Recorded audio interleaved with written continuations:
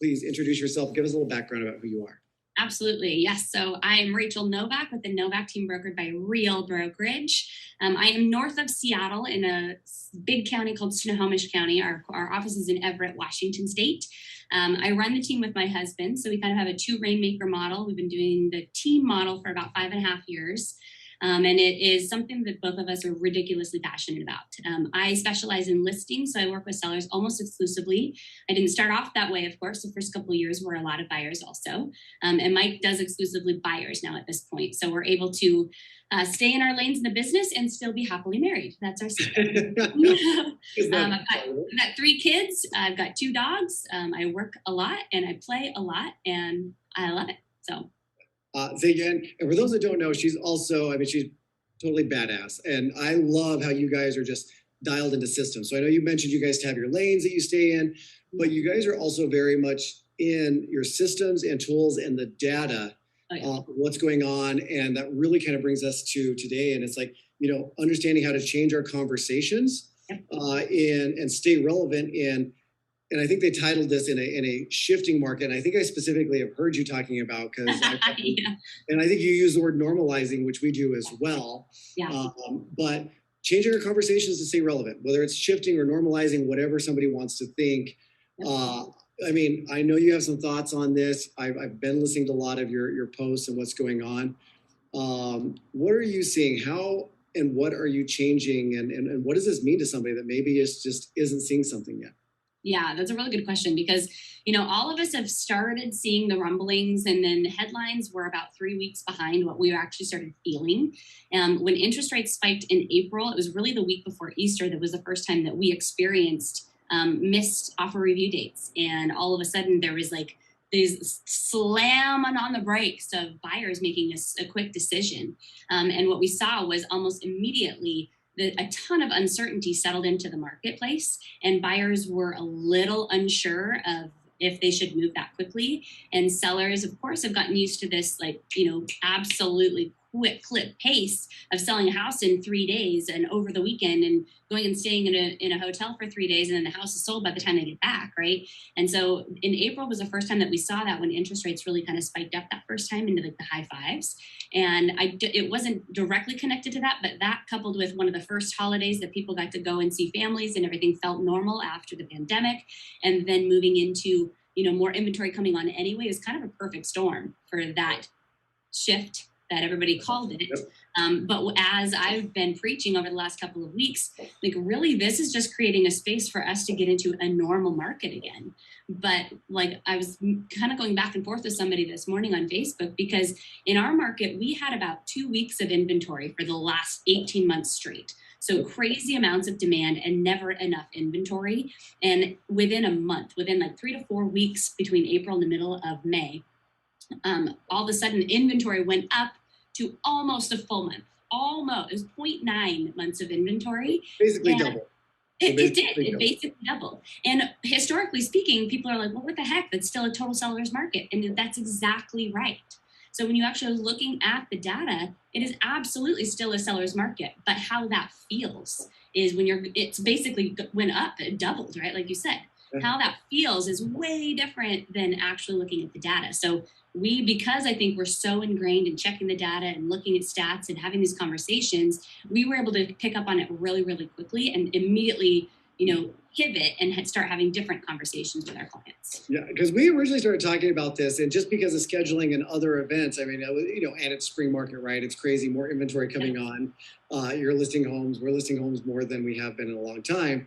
It's hard to get this, but we really were trying to find a date that worked. And it was interesting because we're like, we need to do this sooner than later. We're not saying sky's falling or anything, but it is just changing that conversation. And I think it kind of comes down to, and I think you're alluding to, and I'd love to know, but expectation setting, right? 100%.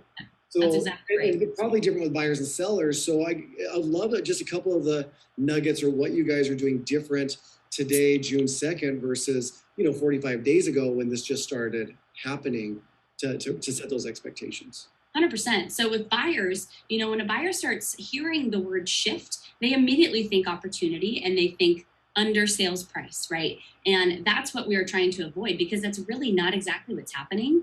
There is more opportunity, and opportunity is not a bad word to be using. However, setting the expectation that while you may still be, having to make a quick decision, you may only have to get it at list price, or it may only escalate $10,000 or $20,000 over list price in our market, as opposed to $100,000 over list price. So now we can kind of change, and we can say, look, now you can actually shop in the price point, that it's listed for, as opposed to shopping $50,000 under what it's listed for, because it's going to have to escalate. So that is the first change that we made with buyers. And the next expectation that we set was that you may be able to do inspections. You may be able to get more information on the home. You may be able to keep your financing contingency and your appraisal contingency. But again, these are may happen, right? And so those are the expectations that changed on the buy side, which is a positive thing. In my opinion, even as a listing agent, that's a really positive thing. So question on that, just to kind of go a little bit deeper on that, again, market's different today than it was 2 months ago versus 2 years ago. When you're saying these are conversations, are you guys, and you're in your own lanes, is Mike and are your buyers agents, are they doing this in a consult, like one-on-one? Are you trying to get together with them before running out the door? Like what, in person, over the phone, both, or what do you prefer? Good question. So we are a consult first team. So we will basically give buyers like a bonus one home shown before they agree to sit down with us, and we actually walk them through the process and set those expectations. So it is definitely face-to-face for new clients coming in, or past clients that are now getting back into the market. For the pipeline of people that we have been talking to, and that are hot and readies, or are the people that are 60, 90 days out that we just connect with every 30 days. That's just over the phone, in text message, kind of resetting some of those expectations. And it was actually a huge opportunity for our partners on the team and for a lot of our buyers agents to reach back out to people and be like, hey guys, guess what? Inventory is going up a little bit. This doesn't necessarily mean that you are going to get the world and that, nothing's dropping. You're not going to get it under list priced. However, there is going to be more opportunity for you guys. So it was in person and it was digitally for sure. And we're saying the same thing too. And what's been really cool is how many more priority alerts through Ylopo and things are happening, because there's now actually homes going out in those search alerts. There's actually homes that they're interacting with from the remarketing. So it's been crazy these last few weeks, seeing the big influx in property views and priority alerts coming from Ylopo, that I think is teeing up some of these conversations that you're talking about, or giving you an opportunity. Well, actually, let me go into that then. So because we're seeing those, right? And I think a lot of people are like, okay, well, now what am I going to call to sell them? I think this ties into directly what we're talking about. These prayer alerts are giving you an opportunity to maybe call and talk about expectations or market changes, because that's what they've been wanting, right? I need more homes, or I need somebody to actually look at a finance offer versus just cash. That's what you're saying. We're saying may happen.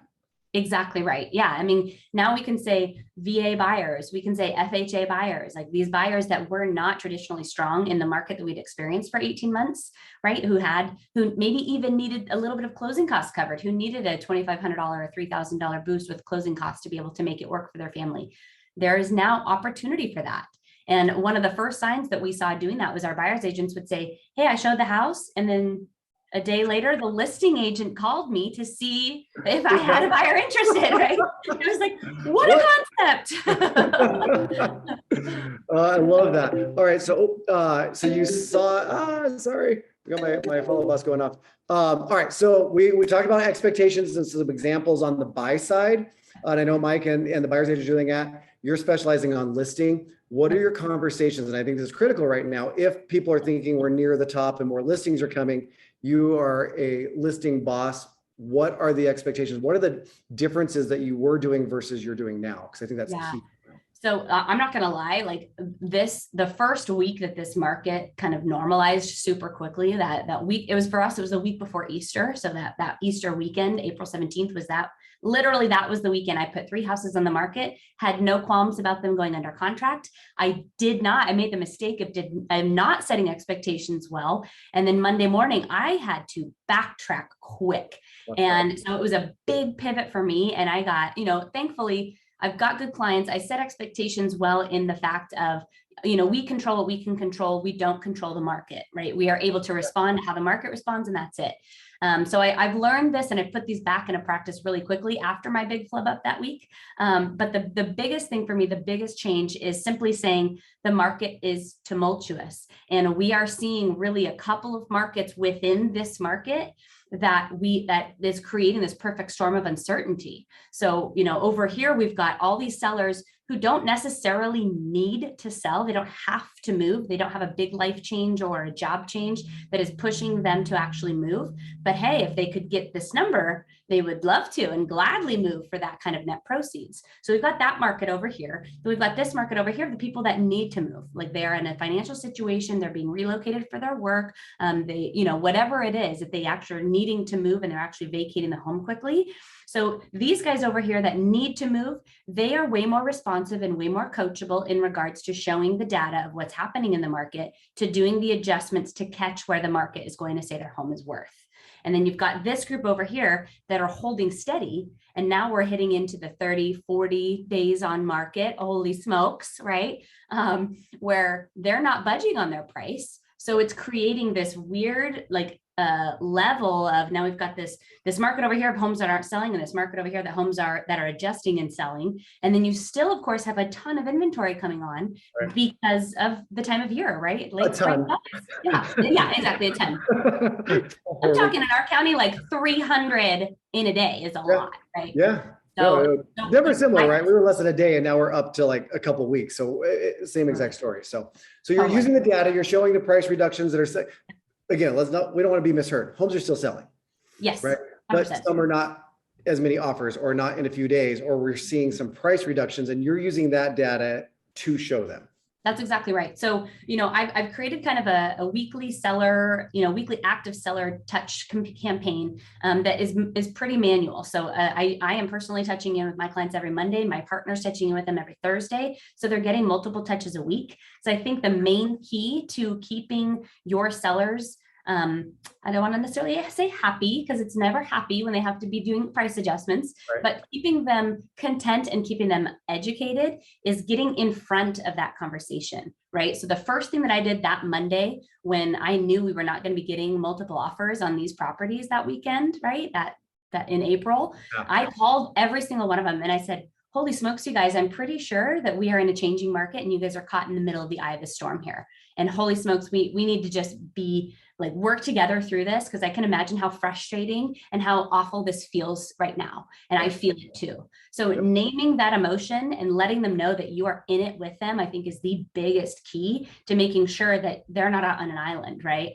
And another thing, kind of piggybacking on that, is as real estate professionals, we know what we control, and none of us control the market. So it's really important that we are not apologizing to our clients on behalf of the market.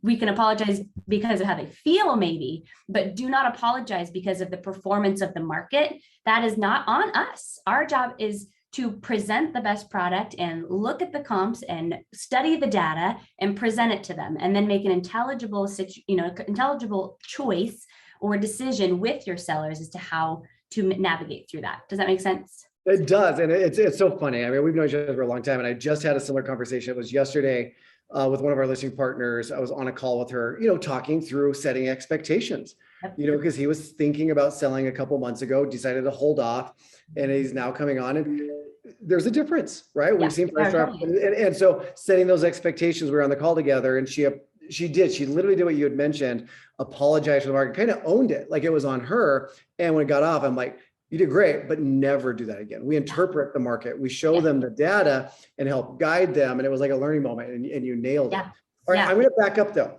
So you said you created something, and I know you have this in a document, and I'm going to make you share it with everybody. But what was it called again? So I call it the Active Seller Weekly, basically conversation template. So, okay. And this is post listing, because it's an active listing or an active seller. Can you show us just at a high level, and before everybody starts throwing in Q&A and in chat? Yes, we're going to get a copy of this from Rachel, so you can rip off and duplicate. But would you kind of just show us what that is and why you've kind of created the document. We don't have to go through it step by step. Sorry, throwing you on the spotlight. No, that's here. okay. You want me to share my, I was gonna ask if you want me to share my screen. Yeah, I think you should be able to. I might have to make you, oh, you got it. Perfect. Perfect. Yeah.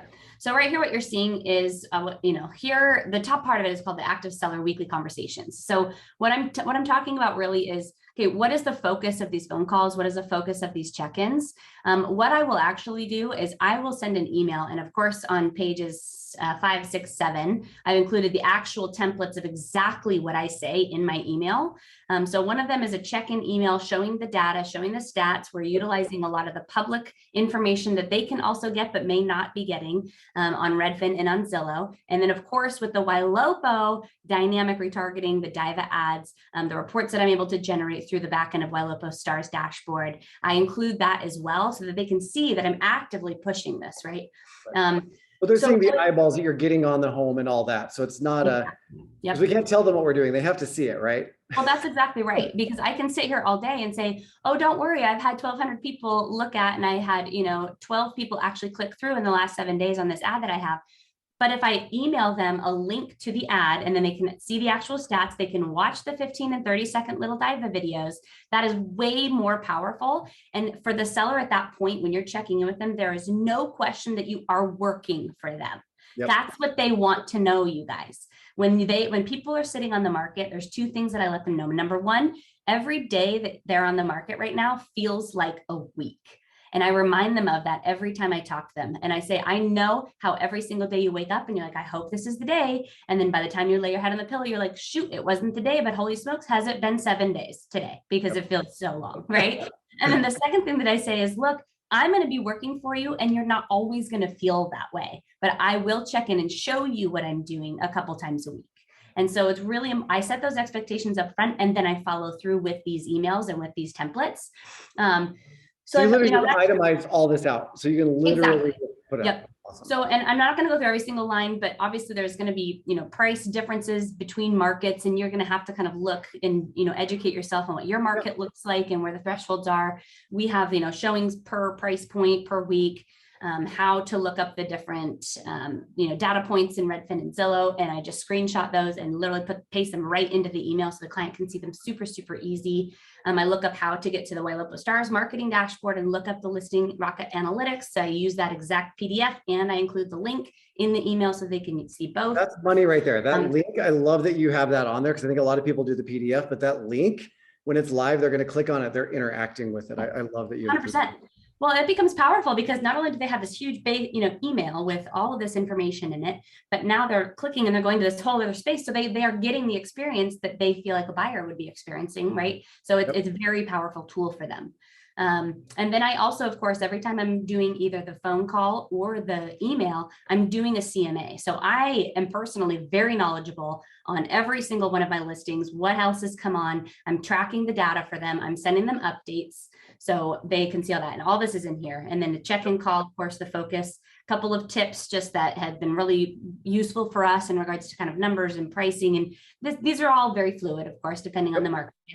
And then I've got, like I said, kind of example emails, what those look like, what I say. And then down here, I've actually got an email that I just sent out this week that is finally a price adjustment suggestion. So, how do we break into that conversation without calling me like, yo, you got to reduce your price, right? Because language matters. How you say it to them matters. And nobody wants less money. I don't want less money for them.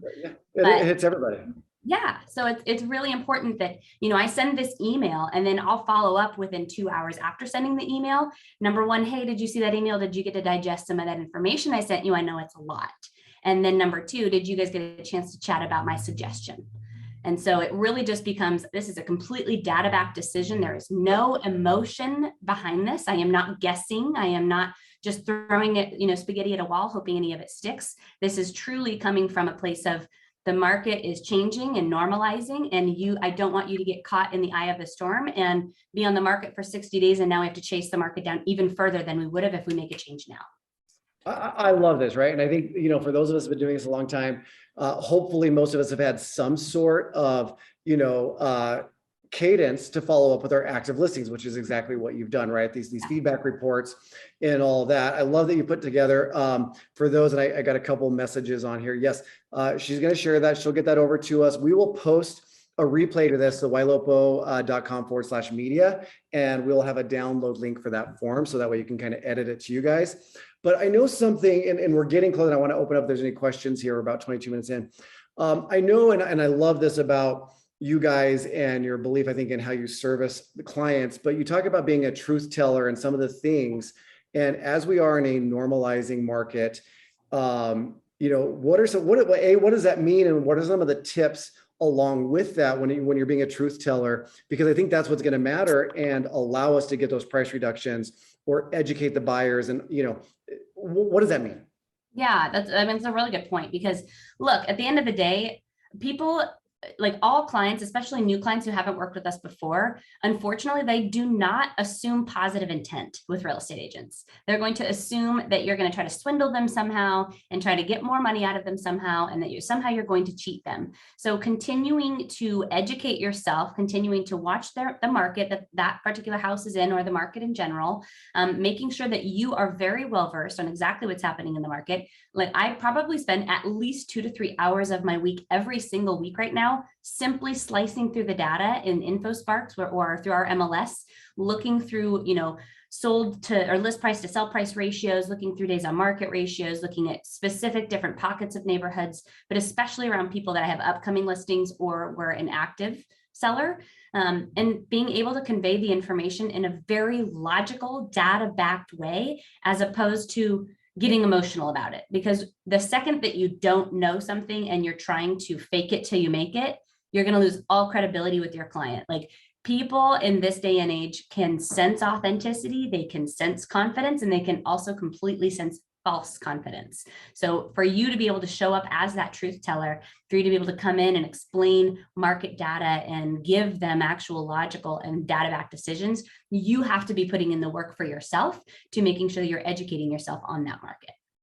I love that. And I mean, we started off with talking about setting the expectations and all that. And I think that, if you're setting those proper expectations, you're using the words, whether it's buyers or sellers, and then you follow up with the data that's happening and all that, it makes it a lot easier to get the results that we want. I mean, totally. We're seeing it, right? We're seeing it in both my markets, Boise, Denver. You're talking about it, not as fast, some price reductions. We're seeing the ones that were listed probably prior to some of the normalization. That are having some big, I'm seeing some big price drops, right? We're getting some from builders, new builder. I mean, I haven't seen a builder dropping a price in a long time, and we're seeing significant price drops. So, it's creating opportunity for everybody in their database. And are we seeing it, right? And I don't know if you guys are seeing this too, but we're also starting to see a lot of the buyer leads coming in that are saying they have homes to sell. Right. So, that curiosity, all of a sudden, now they're looking out there and I don't know about you guys, but we were seeing for a long time that a lot of people were coming in because their concern wasn't, is our home going to sell? Is there something to buy? Yes. And everybody on our teams, and I'm sure yours, are like, we just need more homes. We need more homes. Well, all the people that didn't even register yet are now coming through. And I'm just going to show this really fast. Things that we're working on. It might be new to you as well. And I will show you guys, but one of the new things that Ylopo is doing that's awesome is, let me just jump in here, dynamic registration. We're bringing people in and asking a bunch of questions. Let me just go down the bottom. This one came in a few days ago, but we're literally asking them questions like, do you have a home to sell? What is your time frame? Are you wanting to pull out equity and things like that? And these people are literally having conversations with us and telling us up front that yes, they're coming in and that they have homes to sell. So the reason I want to bring that up is we're talking about setting expectations with people and understanding and identifying, and a lot of what you covered, I think, is post listing. But I want to make sure two people understand how much data is in your CRM and that Ylopo is pulling up for you to identify the fact that you have people in here that are saying, yes, we have a home to sell. Now, maybe it's prior, maybe it's after, and now you start implementing and setting expectations and talking to them the way Rachel's talking to you about, you're going to start creating more listing opportunities. 100%. So one thing on that's awesome, Gabe. First of all, like, I love that you're almost filtering and being able to gather that information up front so you know how to frame a conversation with those people, that's awesome. Really, really cool. I think one of the things that we've been doing also is, for buyers that maybe we've been nurturing for a long time and we know that they own their current home, but we also know that they've been wanting to move. A lot of people were way too scared to jump into that market. They had a home to sell. They absolutely were not comfortable putting their house on the market first without having somewhere to go. And so we're calling a lot of those kind of clients and saying, hey guys, there's potential opportunity for us to go contingent. Finally, right? Wait, I don't understand that word. What does that mean? Okay. So when somebody has a house to sell, no. You made that up. That doesn't exist. But I had 2 sellers in the last 3 weeks take contingent offers, and we have 2 on our listings right now in Denver. Both in Denver have accepted contingent offers, and they have finance. It's happening. There's just that's part of the normalization of the market, right? It is normal for a homeowner to have to utilize the equity they built in that home over the last 7 to 10 years to purchase the next home. So it is also normal for them to have this purchase contingent on the sale of this home to be able to purchase it. So this is all part of the normalization. And that is part of the conversation we're having with people to increase the amount of listing opportunities that our team's having. I'm glad you brought that up, because we used to actually have kind of like a expectations document on our listing presentations, and it's really whittled down a lot. And one of them was explaining certain terms like contingencies and things like that. Well, we haven't had to do that in forever. Right. And you just triggered that. I'm like, that needs to go back in, because it is setting those expectations, because we've had 2 in the last week and a half to 2 weeks here in Denver, that in a price point where we'd normally get like 30 or 40 offers, we still got like a half a dozen. But like this last one in particular, they were all financed. Like we were blown away. We didn't have a single cash offer. They were good offers. They were good offers, right? And over asking, but it was, a little bit versus a lot over. They were still solid, but we accepted a contingent offer, and then a few days later. So I love that point. It is setting the expectation so they're not blindsided by it coming in. I do think that it is important to have, when you're having the conversations with the people who are wanting to buy contingent, I still think that it's super important that you're simultaneously searching and getting the home ready, right? So that, and we've done this a couple of times and it's worked well, is when we have a contingent buyer, we have already got the home basically ready to list. And I'm able to literally provide a flyer of what the home would look like to the listing agent on the home that they're trying to purchase to show how ready this is to go on the market. So there's a couple of strategies in that realm that have been really helpful in the contingency. Yeah, I mean, some other tools too that we're using, just because we're talking about, servicing our sellers in different ways. I was talking to Tom about this, is I want to go back into, we used to back in the day, and banks when we were doing REO listings would require that we'd always secure a backup offer as well, right? Do you have a backup offer secured? It was one of the questions on the forms we had to fill out. And I think it's really actually a benefit to us in a normal market that we can now even go into our databases and say, hey, we would like to secure a backup offer. It's giving us a different message to talk to people, especially if we're going to accept contingent offers, which is normal. We've done it for decades, right? And that's a normal thing, but it does give us a different message, especially going in to Ylopo again, right? You're doing the listing video ads, and now you can go in and pull that seller report that you're sending to the seller, like you mentioned. You can also go pull the reverse lookups, right? Find other people and saying, hey, this has come on. We may be looking for a backup offer. There's just so much we can do now because it's a more normal market with the tech and the tools that we have. So, all right. So we're at the 30 here.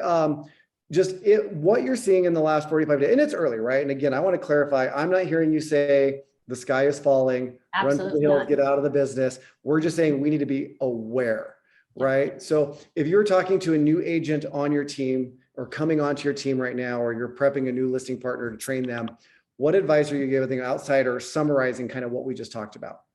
Number one, I would absolutely make sure that they are surrounding themselves with people who are smarter than them, right? I consistently try to get into rooms with people that are way smarter than me and that know way more than me, because I think that it's super important. There's so many agents that have come into the industry in the last 2 or 3 years, wanting the freedom of lifestyle and seeing how incredible this market has been to be able to sell and make a bunch of piles of money. However, in this market normalization, it gets a little bit harder. So The biggest piece of advice for sure is to say, look, like this, explain to them what a normal market is, what parameters can we actually expect. There's still a couple of people in our market that have not caught on that the market is normalizing, and will use some of that kind of frantic energy and maybe be doing their clients a disservice. And you don't want to be one of those agents who's representing buyers and doing them a disservice because the market has normalized. So I think making sure that they understand what a normal market is. And then on the selling side, when we're talking to potential sellers, right, or we're talking with them about that, setting the expectation that this is a good thing, but you now have the benefit of the appreciation that we've experienced over the last 18 months. This does not mean that your home value is going down significantly, no matter what Zillow tells you, no matter what Redfin estimates tell you, because likely they were probably overinflated on the online estimates anyways, right? And so it's really important to kind of name that right up front and say, look, there was a lot of appreciation that happened, and you now get to be the recipient of that.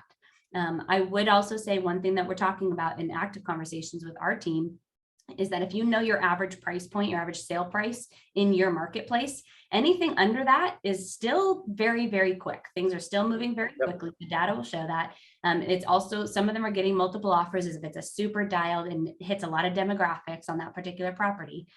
Above the average price point, that's where you have to set the expectation to say, look, we're in this market where if your home strikes a chord with the marketplace, then it's very likely it'll go quickly. But you can absolutely expect it will be totally normal to be on the market for 3 to 4 weeks before getting a full price offer. Yep. So setting that expectation right up front. And then if you beat that expectation, heck yeah. A win-win, right? Yeah. And then if we hit 3.5 weeks and we have no offers, but the showings are good, the market is telling us that there's a misalignment of what it's listed for versus what the perception of value is. Right? I love that. I also, what I'm hearing, and for anybody that's joining on here that is a team lead, like Rachel or myself, like you now are bringing a value to other agents that may have been on their own. It was easy. I didn't need the tools, the tech, the systems, the process that you guys have. They may be looking for that now, right? Because it was, we pretty much anybody can put a home in the market. No, like it's going to take anybody a little bit better strategy. Yeah. Absolutely. So I love that the team leads, I believe, and the teams that are implementing tech and tools and systems and SOPs are going to have a value add now to the agents in their market. Yeah. I love it. All right, guys. I think I cleared out a lot of the questions I was able just to type answers to as we went. So again, everybody, this is being recorded, ylopo.com/media. We'll get it posted. Usually give us about a day or two. We'll also get that active listing checklist from Rachel in there. I love it. Again, want to reiterate, we're not saying anything that it's crashing. Be aware, have the conversation, set yourself up to, succeed with a win-win, like she just said. I love it. If you beat those expectations, great, you're a rock star. Otherwise, they were prepped and told. So, exactly. Rachel, it's always a pleasure. Always fun, Gabe. Thank you so much. All right, I can't see you. We got to connect soon. I'm in. All right. Awesome, Thank you guys so much. Yes, take care, everyone. All right, bye. Bye-bye.